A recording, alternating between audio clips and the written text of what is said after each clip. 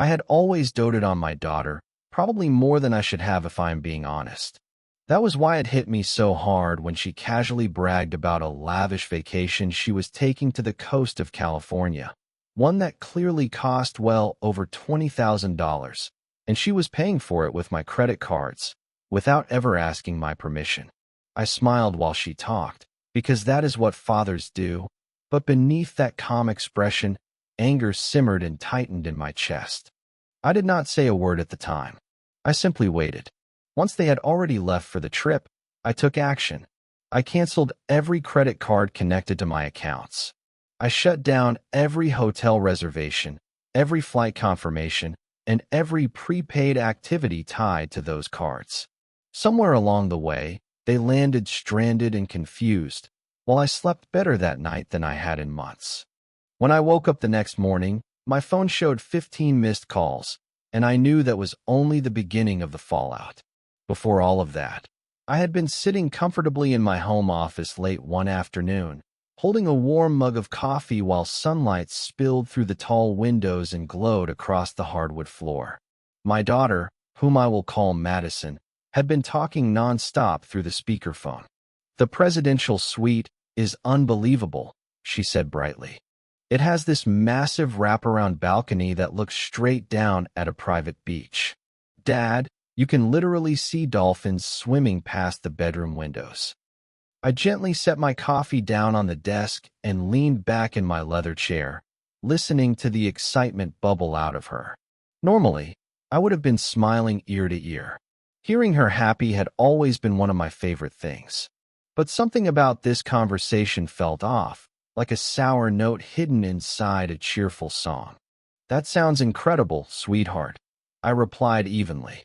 "Which resort did you end up choosing?" "The Ocean Crest Grand in Santa Clarita," she said quickly. "It is perfect. They even have a helicopter tour that flies over the reefs. And tomorrow night, we are eating at their 5-star restaurant. The chef trained in France." I tapped my pen slowly against the walnut desk, keeping my tone relaxed. "Santa Clarita is beautiful. I remember you saying you always wanted to visit there." I paused deliberately, allowing silence to stretch just enough to make the question heavier when it came. "How much is all of this costing, for you and Evan?" There was a hesitation, barely noticeable, but I caught it. "Oh, you know," she said lightly. "We have been saving for a while. Evan got a bonus from his sales job, and I have been putting money aside for my part-time work at the boutique." I straightened slightly in my chair. Evan's so-called sales job amounted to a few hours a week at a used car lot, and Madison's boutique income barely covered her coffee runs and weekend lunches. I knew that, and she knew that I knew it. "That is great," I said calmly. "It is good to hear you two are being responsible with your money." "Well, yeah," she replied. "We wanted to do something really special for our anniversary." "Your anniversary is not until November, Madison," I said gently. Another pause followed, longer this time. "I meant our dating anniversary," she said. "From when we first met." I glanced at the calendar on my computer, already certain of the truth. That was in March. Her tone sharpened immediately. "Dad, why are you being so weird about this? Can I not just be excited about my vacation without being interrogated?" The defensiveness in her voice washed over me like cold water. I thought about the little girl who used to fall asleep on my chest while I read her stories, the child who once trusted me with every worry she had. The person on the phone now felt like someone else entirely. "Of course you can be excited," I said softly. "I am just impressed. A presidential suite, helicopter tours, and fine dining add up fast. That must be close to $20,000 for the week." "It is not that much," she snapped. "You make it sound like we are blowing our entire future." "I am not criticizing you," I replied. "I am proud of you for handling your finances." There was an abrupt shift. "I need to finish packing," she said. "We are leaving for the airport in about an hour." "Have a wonderful time," I told her. "Send me pictures." The call ended, and I sat there staring at my phone. After nearly 3 decades of being her father, I could read Madison's moods as easily as weather signs. The nervous laugh when she mentioned Evan's bonus. The clumsy explanation about the anniversary. The way she rushed to end the call when money came up. All of it pointed in one direction. I opened my laptop and went straight to my bank's website. My fingers hovered over the keyboard for a moment before I logged in, a growing certainty settling in my stomach. As the late afternoon light faded across the office, the account summary appeared on the screen. There it was, just over $20,000. Almost the exact number I had mentioned out loud. My hands went cold. My daughter had stolen from me. 3 days later, I sat in the same office, my coffee untouched and long since cold. Morning light filtered in more gently now, and I had been combing through statements for nearly an hour. What had begun as a routine check had turned into something far more painful. One charge after another stared back at me. West Coast Airlines, $2,470. The date matched Madison's departure perfectly.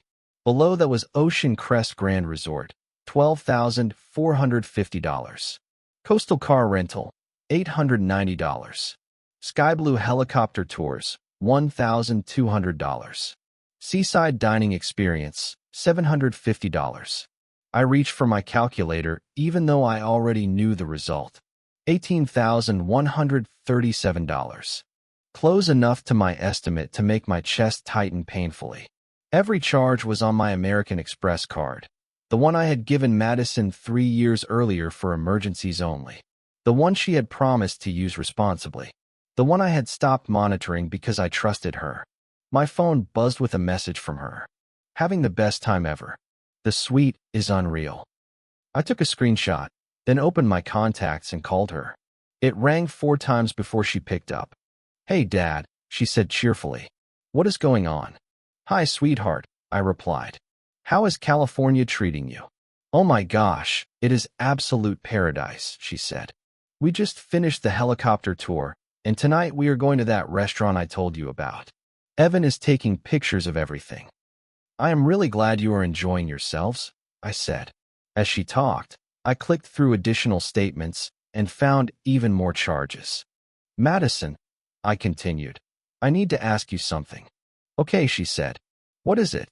Are you using my credit card for this trip?" The silence lasted exactly 4 seconds. I counted them. "What?" "No," she said quickly. "Of course not. I told you we saved for this." "Are you sure?" I asked. "Because I am looking at my American Express statement right now, and I see charges from your hotel, your flights, and even the helicopter tour you just mentioned."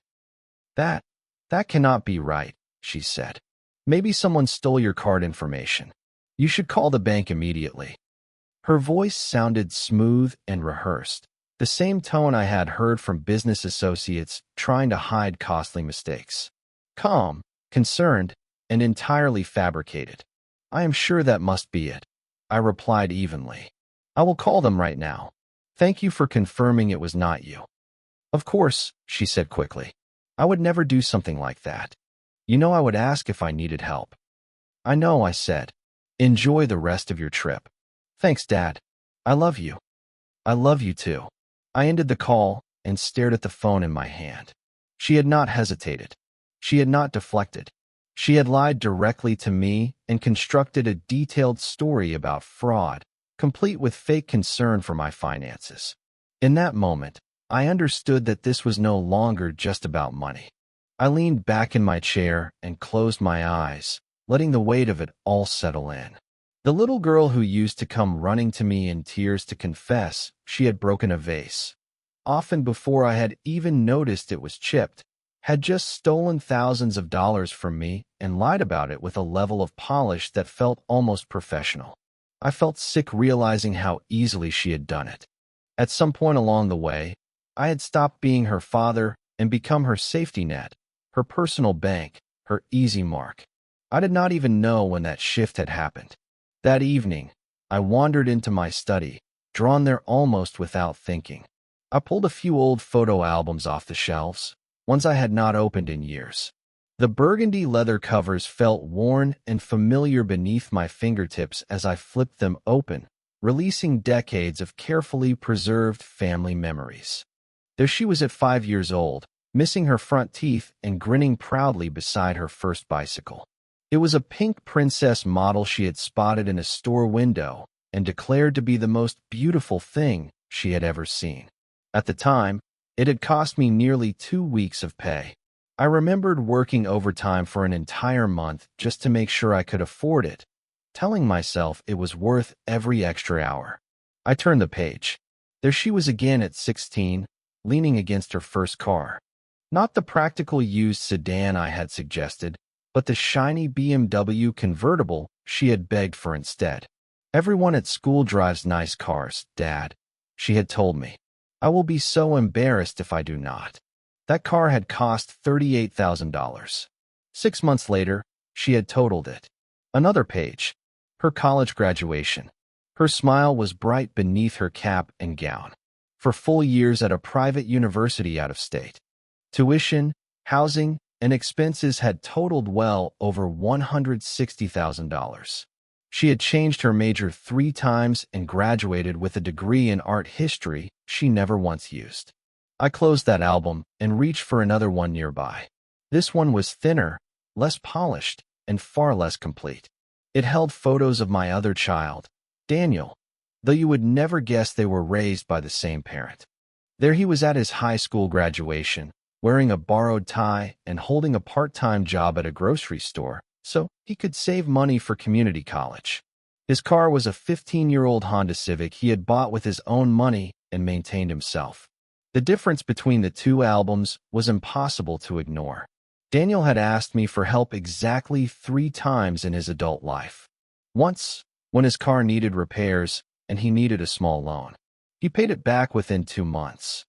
The second time was for help covering a security deposit on his first apartment, which he also repaid promptly.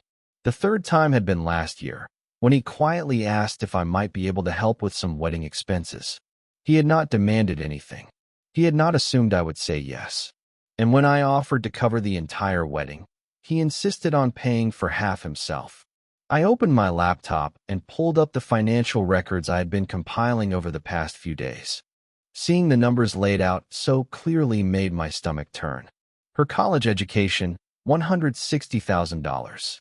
Vehicles over the years, $73,000. Apartment deposits and rent assistance, $34,000. Credit card balances I had paid off for her, $28,000. The trust fund I had given her on her 25th birthday, $50,000, gone in 18 months.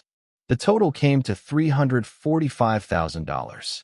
And that did not even include the countless smaller expenses. The dinners, the shopping sprees, the spa days, the weekend getaways, and the vacations I had paid for without a second thought.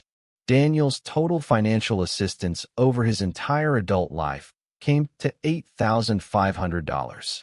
Every cent repaid, with interest. I pushed back from my desk and walked over to the window. Outside, the neighborhood was quiet and still, streetlights casting long shadows across perfectly trimmed lawns. This house, this stability, this entire life I had built, it was all supposed to be for my children. I had wanted to give them opportunities one never had.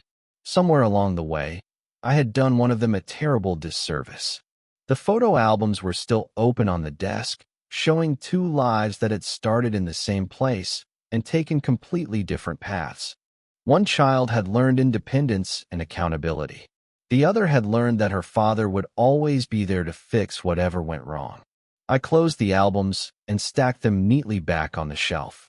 By tomorrow, Madison would be returning from her stolen vacation, fully expecting everything to continue exactly as it always had. She had probably already started thinking about her next financial favor.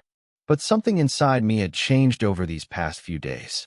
The hurt was still there, sharp and heavy, but it was hardening into something more focused, more deliberate. She needed to learn that actions come with consequences. That stealing, especially from family, was not acceptable. And if no one else was going to teach her that lesson, then I would. The following evening, I settled into my living room with my laptop open and my phone within arm's reach. Madison's social media story popped up almost immediately. She was glowing under the bright lights of the airport lounge. Finally heading out. California, here we come. One caption read, "Blessed life." I refreshed the page every few minutes, watching the updates roll in. A photo of the airplane cabin. Evan making exaggerated faces from a first-class seat. A champagne toast caption, "Best anniversary ever," followed by a hashtag that made my jaw tighten. Daddy's girl. At 11:47 p.m., another update appeared. A blurry photo of city lights far below, somewhere over the Pacific. Cannot wait to see our suite. I waited another 30 minutes. Then I opened my contacts and dialed the Ocean Crest Grand Resort. Ocean Crest Grand. This is Lucas speaking. How may I assist you? Good evening, I said calmly. I need to cancel a reservation. Presidential suite, checking in tomorrow, under the name Madison Harper. I can help with that, sir. May I have the confirmation number? I read it directly from my bank statement. This reservation was made using my credit card without my authorization. I am canceling it effective immediately. I understand, he replied. I do see the reservation. I do need to inform you that the presidential suite has a 72-hour cancellation policy. The full amount is non-refundable at this stage. That is fine, I said without hesitation. Please cancel it. Very well, sir. The reservation has been canceled. You will receive a confirmation email shortly. Next, I called the car rental company. Same explanation. Same polite professionalism. The luxury convertible she had reserved was no longer waiting for her. Yes, there was a cancellation fee. Yes, I approved it. Then came the helicopter tour company. They offered a partial refund since I was canceling within 24 hours. That is acceptable, I told them. Please proceed. Each call followed the same pattern. Calm conversations. Courteous understanding. And with each one, another piece of her fantasy disappeared. The fine dining experience. The private beach cabana. The deep-sea fishing charter. One by one, they were erased. My phone buzzed repeatedly as confirmation emails poured in. Cancelled. Cancelled. Cancelled. The final step was still ahead of me, and as I stared at my phone, I realized it was the one I had been waiting for all along. I logged into my American Express account and went straight to the section labeled Authorized Users. There it was, staring back at me in plain text. Madison Harper, remove user. The system prompted me to confirm my decision, asking if I was absolutely sure. I clicked confirm without hesitation, feeling a deep, unfamiliar sense of satisfaction settle in my chest. It was just after 2:30 in the morning when I finished. By then, every luxury service, every upgrade, every indulgent detail of her trip had been carefully and methodically erased. By the time Madison's plane touched down in Miami the next morning, she would have nowhere to stay, no car waiting for her, and no working credit card to scramble for alternatives. I poured myself a glass of whiskey, leaned back in my chair, and let the quiet settle around me. My phone was completely silent, but I knew that calm would not last long. It never did. That night, I went to bed with a sense of peace I had not felt in years. My conscience was clear, and for the first time in a long while, I slept deeply. Justice did not always arrive quickly, but when it did, it was thorough. My phone started vibrating at 6:23 in the morning. I glanced at the screen and saw Madison's name flashing across it. I let it ring unanswered. I knew this was only the beginning. I woke naturally around 7:30, stretching beneath the soft morning light filtering through my bedroom curtains. The sleep had been heavy and dreamless, the kind of rest that only comes when something long overdue has finally been handled. My phone sat quietly on the nightstand, its screen dark for the moment. I wandered into the kitchen, started the coffee maker, and pulled the blinds wide open to let the morning in. Birds chirped from the oak tree outside my window, and the newspaper lay folded neatly on my front step. It was not until I returned with the paper that I noticed my phone lighting up with notifications. 15 missed calls, every single one from Madison. The first had come in at 6:23 a.m. The most recent was just minutes ago. I poured myself a cup of coffee and took a slow, deliberate sip before picking up the phone. It immediately began ringing in my hand. "Good morning, sweetheart," I said calmly. "You are up early." "Dad," she replied cautiously. Her voice sounded measured, careful. "Were you having trouble with your credit card yesterday?" "Trouble?" I asked lightly. "No. Why would I be?" "Well, when we checked into the hotel, there was some kind of issue," she said. "The front desk said there were payment problems with the reservation." I walked over to the kitchen window and looked out at my neighbor's garden, pretending to think. "That is strange. My card has been working just fine. Let me take a look." I made a show of shuffling around for my wallet, even though I already knew exactly what I would find. "Nope," I said after a pause. "Everything looks normal. Maybe I should test it, just to be safe." "Dad, you really do not need to." No, I interrupted gently. "If there is fraud on my account, I want to know right away." I drove to the ATM 2 blocks away, taking my time. 15 minutes later, I called her back. "All good on my end," I said pleasantly. "The card works perfectly. Must have been a computer glitch at your hotel." There was a long pause. "Yeah," she finally said. "Maybe." I finished my coffee, made myself some eggs, and hummed quietly as I ate. The phone rang again at 9:15. This time, her voice was higher, strained, edged with panic. "Dad, something is really wrong. The hotel says our reservation was canceled last night. They told us someone called and canceled everything." "That is awful," I said. "Did they tell you who made the call?" "They said it was the card holder," she replied quickly. "But that does not make sense, because we paid for everything ourselves. Remember?" I set my fork down and leaned back in my chair. "Of course I remember, Madison. You told me you and Evan had saved up for this trip." "We did," she insisted. "So why would the hotel say the card holder canceled it?" "I have no idea," I said evenly. "Where are you staying now?" "We found some awful motel off the highway," she said bitterly. "Dad, this place is disgusting. The air conditioning barely works, and there are stains on the carpet I do not even want to think about." "I am really sorry you are dealing with that," I said sympathetically. "The rental car was canceled too," she continued. "The helicopter tour, the dinner reservations, everything. It all just disappeared." I murmured sympathy while privately admiring how efficiently everything had unraveled. "Dad," she said quietly. Her voice dropped to a whisper. You would not have, would you?" "Would not have what?" I asked. "Nothing," she said quickly. "Never mind." But I could hear it then, the first flicker of suspicion. The pieces were starting to fall into place. "Actually," she said, forcing steadiness into her voice, "I need to ask you something directly." "Of course, sweetheart," I replied.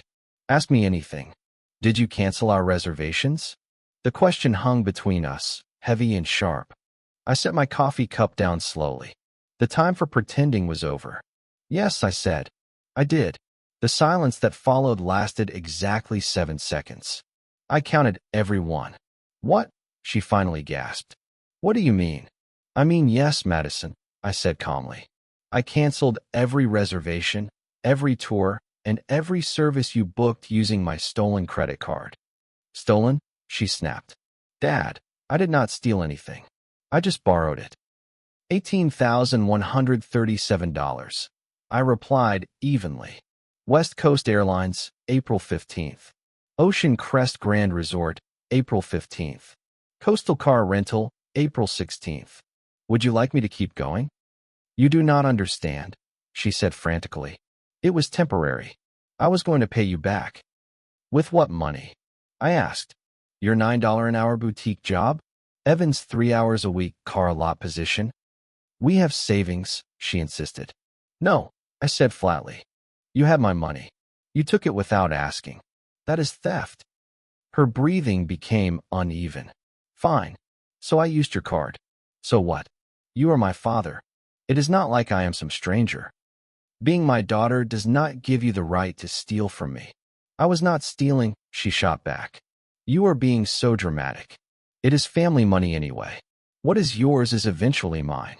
What is the big deal if I take some of it now?"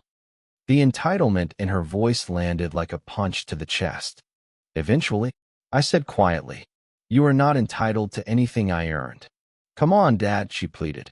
"You have always helped me before. This is just bigger." "How much bigger?" I asked. "What do you mean? This is not the first time, is it?" She did not answer. "Madison," I said firmly, "how much bigger? I do not know what you are talking about. Try again." "Dad, you are scaring me," she whispered. "Why are you being like this?"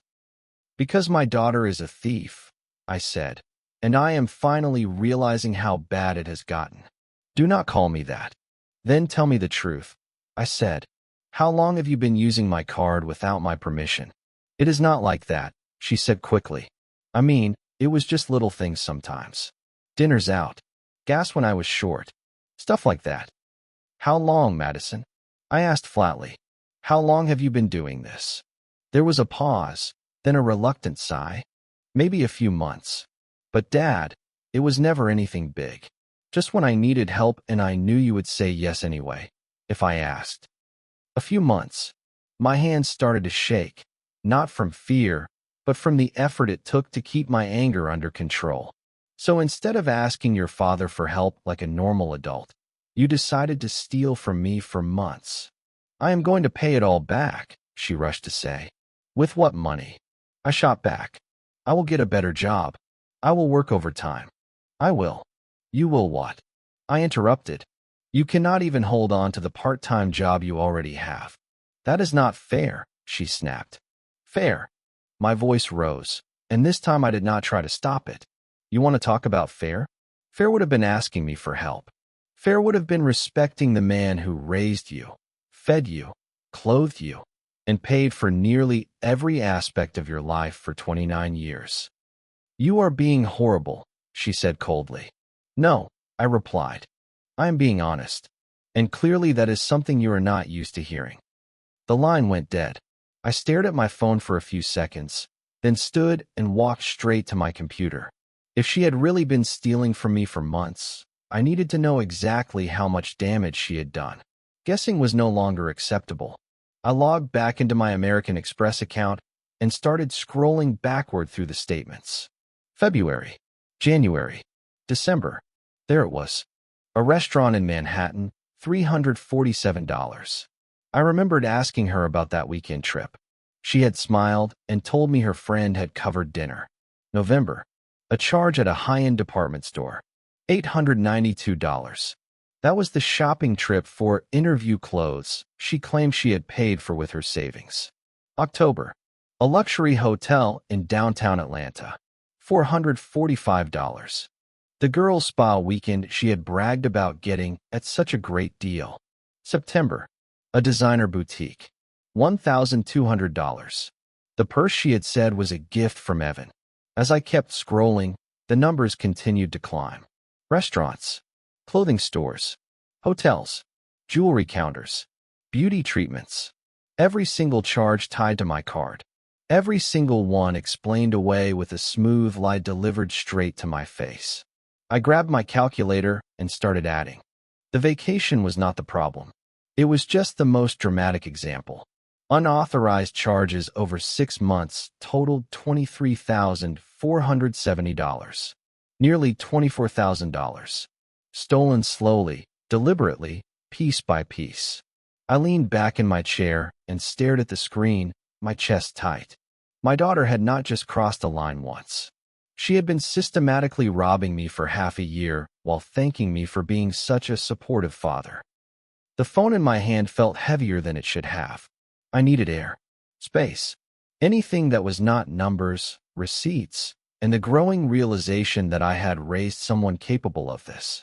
I walked into the living room and dropped into my leather recliner, the same chair where I had read her bedtime stories 2 decades earlier. My phone rested beside me, and almost without thinking, I opened Instagram. A notification appeared immediately. Madison Harper posted to her story. Against my better judgment, I tapped it.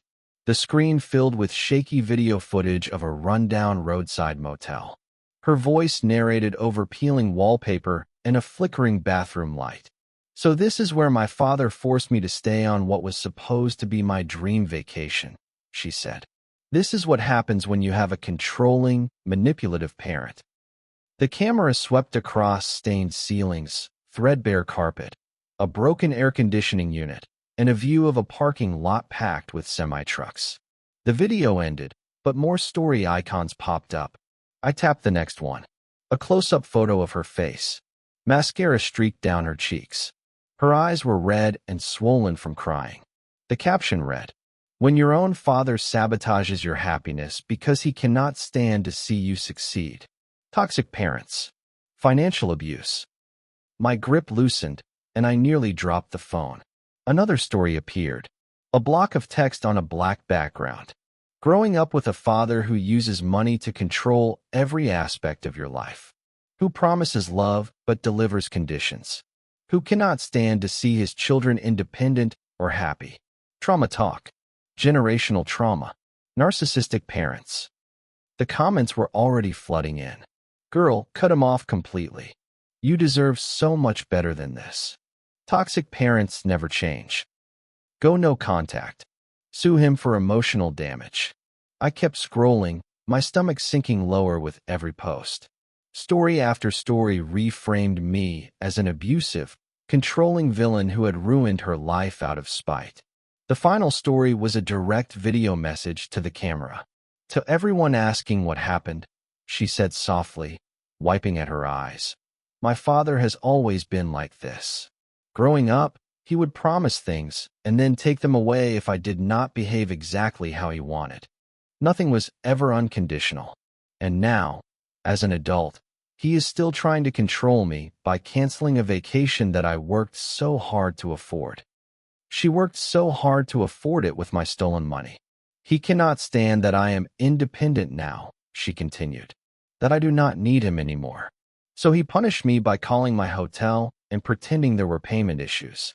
He sabotaged everything out of pure malice. Independent. The woman who had quietly stolen nearly $24,000 from me was calling herself independent.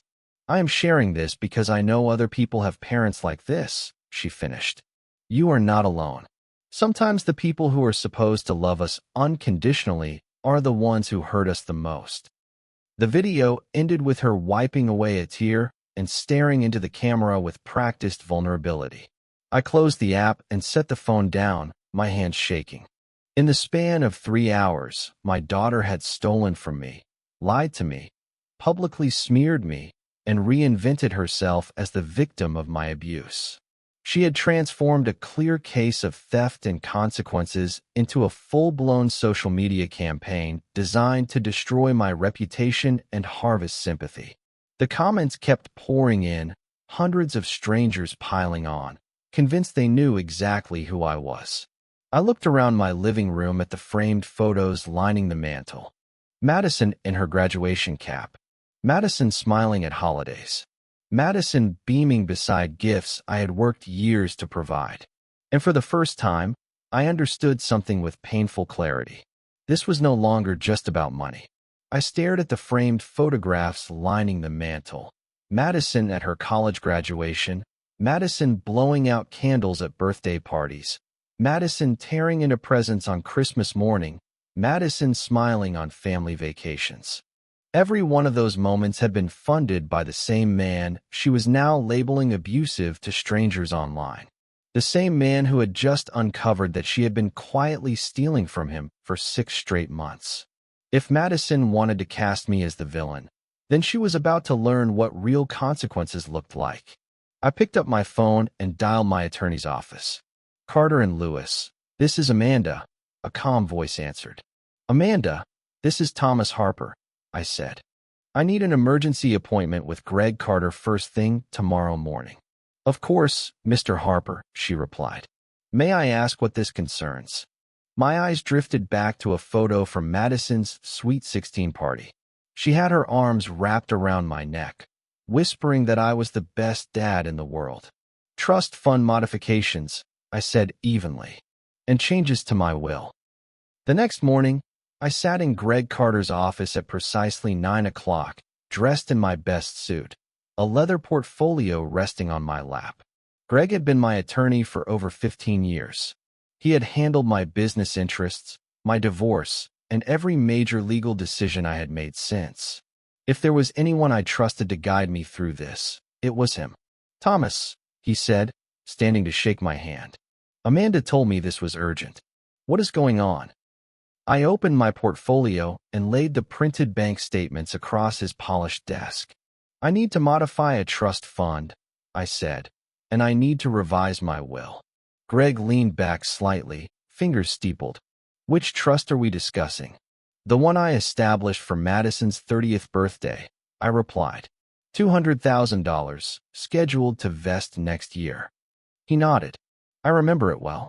What changes are you requesting?" I slid the statements closer to him. "I want her removed entirely as a beneficiary. The funds should be redirected to my son, Daniel." Greg picked up the papers and scanned them quickly. His eyebrows lifted as he took in the highlighted charges. "These are unauthorized transactions," he said. "Every single one," I confirmed. 6 months of systematic theft, ending with an $18,000 vacation she took without my knowledge or permission. "Have you confronted her?" he asked. "She admitted it yesterday," I said. Then she justified it by calling it family money and spent the rest of the evening publicly destroying my reputation on social media. I pulled out my phone and handed it to him, scrolling through screenshots of Madison's posts. Greg read silently, his expression darkening with each swipe. "This is extensive," he said finally. "She is fully committed to this narrative." "Committed enough," I replied, "that she needs to experience real consequences." I took a breath. "I want her removed from my will as well." Greg set the phone down and leaned forward. "Thomas, I have to ask, are you absolutely certain? These are permanent decisions. Family relationships can sometimes recover, but legal changes are not so easily undone." "She stole nearly $24,000 from me," I said calmly. "Then she lied about it. Then she accused me of abuse for stopping her from stealing more. At what point do I stop enabling and start protecting myself?" "I understand your anger," he said carefully. "This is not anger," I replied. "This is accountability." I pulled another document from my portfolio and placed it on the desk. I also compiled a record of the money I have given her over the last 5 years. $345,000, not including her education. Greg let out a low whistle. "That is substantial." "She has never repaid a cent," I said. "She has never even offered. And now I discover she was stealing on top of everything else." I leaned back in my chair. "She sees me as nothing more than an unlimited cash machine, so I am shutting it down permanently." Greg was quiet for a long moment, reviewing the paperwork. "Have you considered family mediation?" he asked. "Therapy. You cannot mediate with someone who feels entitled to steal," I said. "And you certainly cannot entrust someone like that with a $200,000 inheritance." He nodded slowly. "What does your son think?" "Daniel does not know yet," I said. "I plan to call him this afternoon." I straightened. "He has never asked me for anything he did not truly need. He has always paid me back and often insisted on more. He deserves the benefit of my work, not the child who has been exploiting me." "All right," Greg said. "If you are sure, I will draft the modifications. The trust fund change requires a 30-day waiting period and legal notice to all current beneficiaries.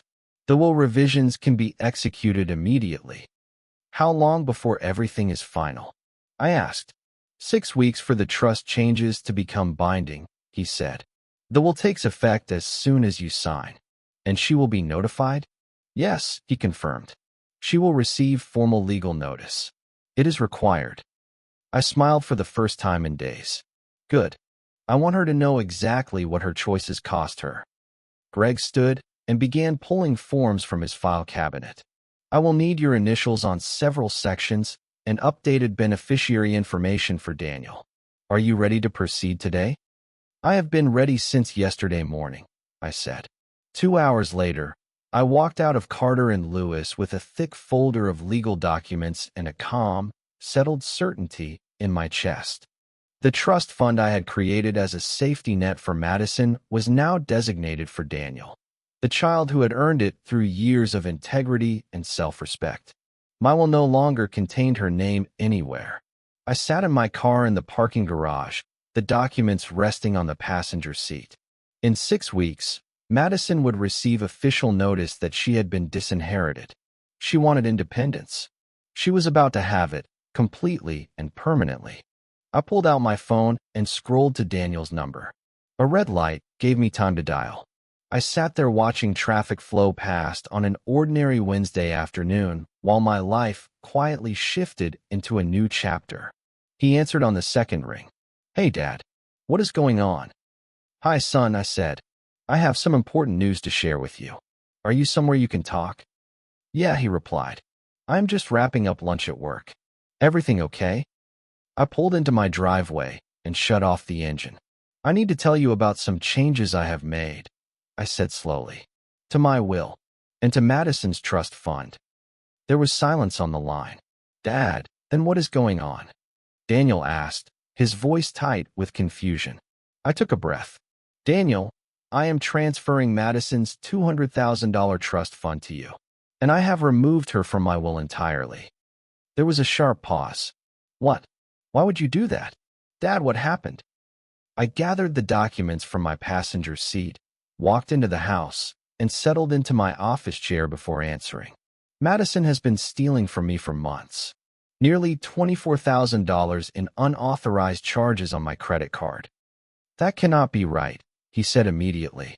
"Madison would not." "She admitted it," I replied.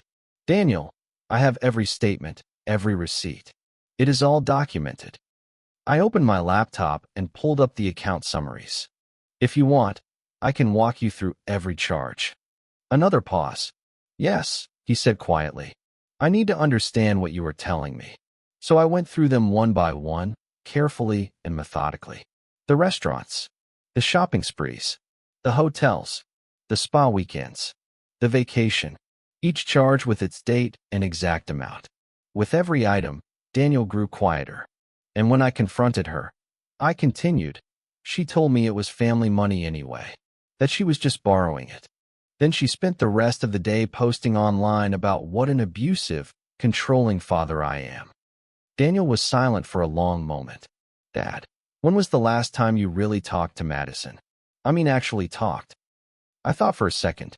"Before this week? Probably 2 months ago. She called asking about refinancing her car loan." "Yeah," he said slowly. "We do not really talk much anymore either. Not since she married Eric." He hesitated. "She has changed a lot, Dad. She used to be different." "I know," I said. "But people become who they choose to become. And she has chosen to become someone who steals from family and plays the victim when there are consequences." He exhaled. "This trust fund. Dad, I do not feel right taking money that was meant for her." "Daniel," I said firmly, "you have never asked me for anything you did not absolutely need. You have repaid every dollar I ever loaned you, with interest. You work 60 hours a week to support your family and still find time to help your neighbors." I leaned back in my chair. "Madison works 15 hours a week and believes I owe her a luxury lifestyle. Tell me, honestly, which one of my children has earned the right to benefit from my hard work?" There was another pause. "When you put it like that, I am not punishing Madison out of spite," I said. "I am rewarding you for being the man I raised you to be. There is a difference." "What happens now?" he asked. "Does she know about this yet?" "She will receive legal notice when she gets back from her stolen vacation," I replied. "I expect that conversation will not be pleasant." "Dad, be careful," he said quietly. "Eric has a temper when he does not get his way. I am not afraid of him." "I know," Daniel replied. "But still, be prepared. They are not going to take this well." I glanced at the legal documents spread across my desk, formal proof that I had chosen character over blood, integrity over obligation. "They can react however they want," I said, "but they cannot steal from me anymore, and they cannot manipulate me into enabling them." "Are you sure?" he asked. "Really sure. I have never been more certain of anything in my life." We talked for another 10 minutes, covering practical details, legal timelines, and how his own family might react to such an unexpected change. When we hung up, I remained in my office, surrounded by proof of my daughter's betrayal and my son's integrity. The next day, I mailed copies of the trust modification documents to Madison. By the time she received them, there would be no reversing what I had done. That was the point. 3 days later, I drove to her apartment complex and slid a manila envelope into her mailbox. I did not include a note. The legal language would speak clearly enough. It always did. I went home and waited. The call came at 2:47 p.m. the following Tuesday. "What the hell is this?" Madison demanded, her voice shaking with rage before I could even say hello. "Legal documents," I replied calmly. "I assume you have read them." "You cannot do this," she snapped. "You cannot just steal my money." "Your money," I said evenly. "You spent the last week vacationing on money you stole from me, and now you are accusing me of theft." "That trust fund was mine," she shouted. "You promised it to me." "I promised it to the daughter I believed I was raising," I replied. "That person does not seem to exist anymore." "Dad, please," she begged. "I am sorry about the credit card thing. I will pay you back." "With what money?" "I will get a better job. I will work more hours. I will do whatever you want." "What I want," I said, "is a daughter who does not steal from me and lie about it." I heard muffled voices in the background. Eric's voice rose, sharp and angry. "We are coming over," Madison said suddenly. "We need to talk about this in person." "No," I replied. "We do not." "Yes, we do," she snapped. "We will be there in 20 minutes. The line went dead. I sat in my living room and waited, though not for long. 17 minutes later, my front door rattled under aggressive pounding. "Open up, Thomas," Eric shouted through the door. "We need to talk." I opened it to find both of them standing on my porch. Madison's face was blotchy and swollen from crying. Eric's hands were clenched into tight fists. "This is insane," he said as he pushed past me into my living room. "You cannot just take away money that is not yours." "Eric," I said firmly, turning to face him, "this is my house. You do not get to barge in here and make demands. That trust fund belongs to Madison." "No," I replied. "It belonged to the person I thought Madison was. I was wrong about her character." Madison collapsed onto the couch, the legal papers crumpling in her hands. "Dad, please. I am sorry. I will pay you back." "With what?" I asked again. "I will work more. I will do whatever you want." "What I want," I repeated, "is honesty. And that ship sailed months ago." Eric stepped closer, lowering his voice into a thin, threatening whisper. "You are going to fix this, old man. You are going to call your lawyer and undo this. Now." "Or what?" I asked calmly. "Or you are going to find out what happens when you mess with the wrong people." I pulled out my phone. "Are you threatening me in my own home, Eric? I am telling you how this is going to go." "Mr. Foster," a voice interrupted. My neighbor, Mrs. Reynolds, stood in my still-open doorway. "Is everything all right?" I heard shouting. The presence of a witness changed everything instantly. Eric immediately stepped back, his aggressive stance softening into something that looked more socially acceptable the moment he realized there was a witness. Madison wiped at her eyes, drawing a slow breath as she tried to pull herself together. "Everything is fine, Mrs. Reynolds," she said quickly. "Just a family discussion that got a little heated." My neighbor glanced between Eric's flushed face and Madison's tear-streaked cheeks, clearly unconvinced. "If you are sure," she said carefully. "We were just leaving," Madison added, standing up and shooting me a look filled with pure venom. "Weren't we, Eric?" Eric held my gaze for several long seconds, his jaw clenched as if he were grinding his teeth. "This is not over," he said quietly. "Yes, it is," I replied, keeping my voice calm and even. "And if you threaten me again, I will call the police. Is that clear?" Neither of them responded. They turned and walked out without another word, Eric deliberately bumping my shoulder as he passed. I watched through the window as they climbed into their car and began arguing violently before finally pulling away from the curb. Mrs. Reynolds lingered in the doorway. "Thomas, are you certain you are all right?" That young man seemed very angry. "Family problems," I said lightly. "Nothing I cannot handle." "Well, if you need anything." "Thank you," I said. "I appreciate your concern." After she left, I closed the door and slid the deadbolt into place for the first time in years. My hands trembled slightly, not from fear, but from adrenaline. Eric had threatened me in my own home, in front of a witness. Madison had demanded that I reverse legally binding decisions supported by months of documentation. Both of them had acted as though stealing nearly $24,000 was a small misunderstanding that could be fixed with apologies and promises. I walked into the kitchen and poured myself a glass of water, staring out at the quiet street where normal families lived ordinary lives. Somewhere out there, Madison and Eric were already plotting their next move. But I had already made mine. Later that afternoon, Mrs. Reynolds appeared again on my porch, her gray eyes filled with concern. "Are you absolutely sure everything is all right, Thomas? That was quite a disturbance earlier." "Just disagreements over finances," I replied. "Nothing that cannot be resolved through proper channels." She nodded, though worry still lined her face. "Well, you know where to find me. Harold and I are home most evenings." After she left, I stood alone in my living room, the echo of raised voices still hanging in the air. The house felt larger somehow, emptier. For the first time since all of this began, doubt crept in around the edges of my resolve. Had I been too harsh? Was there sincerity behind Madison's tears and her promises to change? She was still my daughter, the same little girl who used to hand me Father's Day cards covered in crayon drawings of us holding hands. The next 3 days passed in an uneasy limbo. I went through my normal routines while replaying the confrontation over and over in my mind. Eric's threat bothered me less than the look on Madison's face when she read the legal documents. Raw panic, complete disbelief. Maybe I should have suggested counseling. Maybe I should have given her a chance to repay the money before involving attorneys. By Friday morning, my uncertainty had turned into action.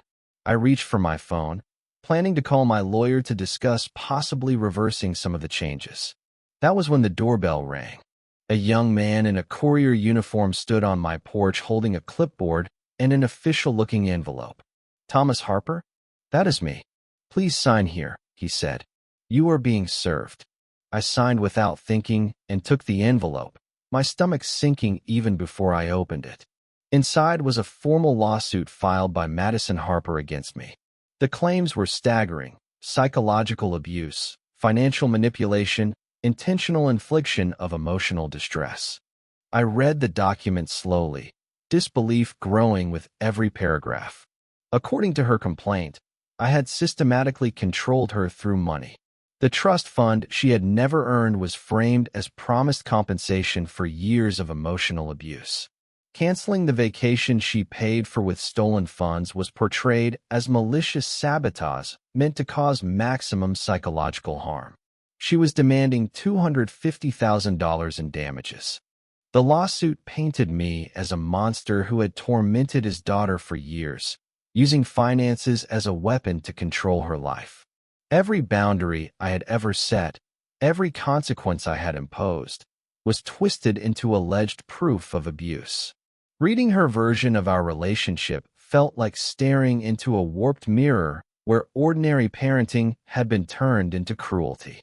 I set the papers down and went to my filing cabinet, pulling out the thick folder I had assembled: bank statements, canceled checks, transaction histories. Nearly 3 decades of supporting her education, her lifestyle, and her mistakes. Hundreds of thousands of dollars given freely, without conditions. The contrast could not have been clearer. I picked up the phone and called my attorney. "Thomas," he said calmly, "I was expecting your call. I assume you have been served." "How did you know?" "Because this is what happens when entitled people face real consequences for the first time," he replied. "They attack." His voice remained steady and professional. How are you holding up? Honestly, I said. I was starting to second-guess myself before this arrived. Now I remember exactly why I made those changes. Good, he said. Because this lawsuit will be straightforward to defend. You have years of documentation showing voluntary financial support, clear evidence of unauthorized credit card use, and a witness to their threatening behavior. What about her claims of psychological abuse? I asked. Thomas, he said firmly, setting boundaries with an adult child is not abuse. Refusing to enable theft is not manipulation. We will present the facts and let them speak for themselves. We spent the next 20 minutes discussing legal strategy and timelines.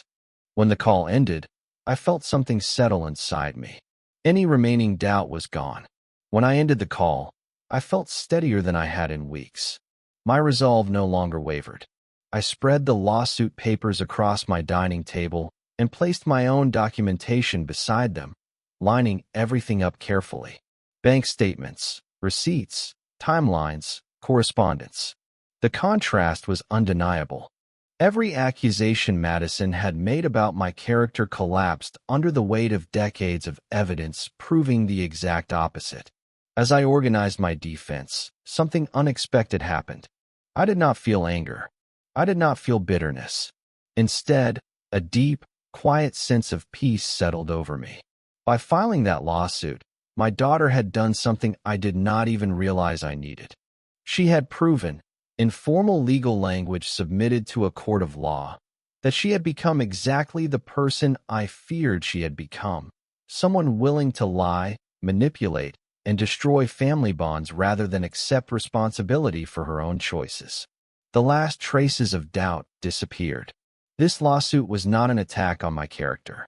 It was confirmation that every boundary I had set, every decision I had made, had been necessary. I was still sorting papers when my phone buzzed with a text from an unfamiliar number. My first instinct was to ignore it, but something stopped me. I opened the message. It was long enough that I had to scroll. Dad, this is Madison. I got a new number. I know you probably do not want to hear from me right now, but I need to tell you something important. I dropped the lawsuit this morning. I am not fighting you anymore. I stared at the screen, then kept reading. I have had a lot of time to think over the past 2 months. Eric and I separated 3 weeks ago. He was the one pushing for the lawsuit. He said we could make you pay for disrespecting us. But sitting in that lawyer's office, listening to him talk about destroying you in court, I realized I did not recognize myself anymore. My chest tightened as I continued. I did steal from you. There is no other word for it. I took your trust and your money and then acted like you owed me even more. I convinced myself I deserved it because we are family. But that is not how family works, is it? You raised me better than this. I scrolled slowly. I remember being proud of having a dad who worked hard, who built something from nothing. Somewhere along the way, I started seeing your success as something I was entitled to instead of something I should earn myself. The message continued, softer now, stripped of defensiveness. I am not asking you to forgive me right now. I am not asking for money or for you to change the trust fund back. I just wanted you to know that I finally understand what you were trying to teach me. Actions have consequences. Respect has to be earned. Family does not mean you get a free pass to hurt people. My throat tightened. I am getting my own apartment. I am working full-time at the boutique. I am trying to figure out who I want to be without Eric's influence or your safety net. It is scary, but maybe that is what I needed. The final line sat on the screen longer than the rest. I love you, Dad. I hope someday you can love me again too. Madison. I read the message 3 times, searching for manipulation, excuses, or hidden demands. I found none. The tone was unlike anything she had sent me in years. There were no justifications, no attempts to minimize what she had done, no pressure for immediate forgiveness. Still, I could not ignore the question pressing at the back of my mind. Could someone truly change this much, or was this simply a more refined version of the same behavior? I set the phone down and walked to the kitchen window, staring out at the small garden I had neglected while consumed by legal documents and family betrayal. The rose bushes needed pruning. The lawn was uneven. Life had continued moving forward while I had been frozen in crisis. 2 months of silence. 2 months for both of us to sit with the consequences of our choices. Maybe that space had been necessary. My phone rested on the counter, waiting. I could reply immediately. I could start the long, careful process of rebuilding something that had been broken. Or I could wait. Let time do what words could not. See whether this change endured or evaporated the moment forgiveness was not instantly granted. I thought about Daniel, the son I had raised to understand accountability without needing dramatic consequences. Then I thought about Madison, the daughter who had lost her way but might, just might, be finding it again. The afternoon light faded, stretching long shadows across the kitchen floor. I picked up my phone one last time, reread her message, and then set it down without responding. Some things could not be rushed. Trust, once shattered, required time and consistent action to rebuild. If Madison truly understood that, she would respect the silence. If she did not, she would reveal herself by demanding immediate absolution. For now, the silence would remain, not out of punishment, not out of cruelty, but out of wisdom earned the hard way. For 29 years, I had made forgiveness too easy and consequences too soft. If my daughter wanted a relationship with her father, she would have to prove she was ready for one. Time would decide which version of her stood on the other side of that door. Until then, the door would remain unlocked. But the trust fund would stay exactly where it was.